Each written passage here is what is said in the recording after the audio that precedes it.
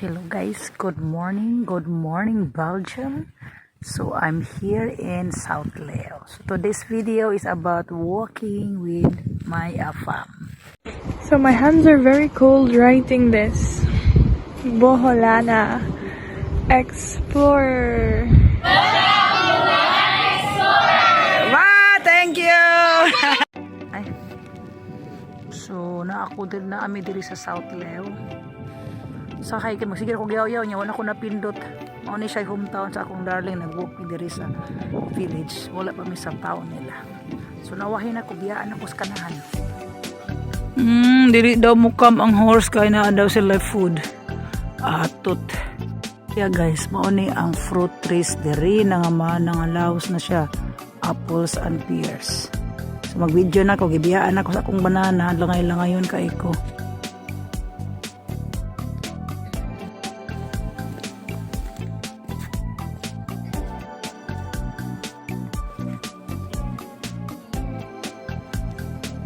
Nice cobblestone from Belgium, guys. It's a nice tree here. Nice weather. The church there, it's Zoutleeuw Church, and the village is there. And we are here walking. But what's the name of the tree? I don't know. Tree with eyes. This tree is now with eyes, but I don't know the name of the tree. So all the way, this tree is like with eyes. I think when they cut it, then they make marks. Here is the sheep down eating. I told them eating brown grass. They eat anything now. Here it's green. Here it's brown. That place is black sheep down. Black sheep. It's a tugnaw there.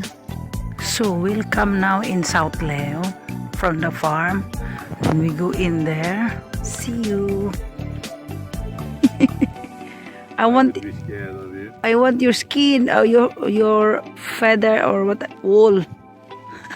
Cloudy na ba? So this is the school of Josda when he was young, because he was born here in Zoutleeuw. So he's reminiscing the place. It's nice. It's a big school. It's a big long school there. Rent 2,000 euro. This is the church in Zoutleeuw. Nice church.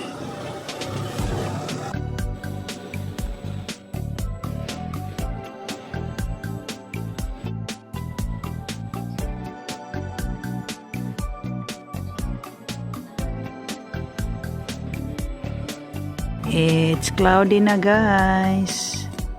No more sun for today.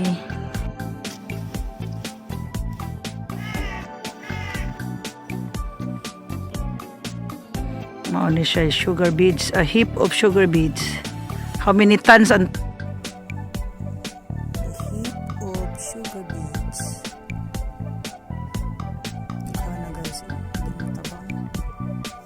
Here, guys, kay plantation daw ni siya sa mga fruits. See the fence? Yeah, very nice fence, oh. You know why? I don't know. It is there. Why it's there? The rabbits cannot go. The rabbits cannot get inside. Okay. Nindot kayo ilang farm dire, guys. Ibaligya din nila yung mga seedling in springtime.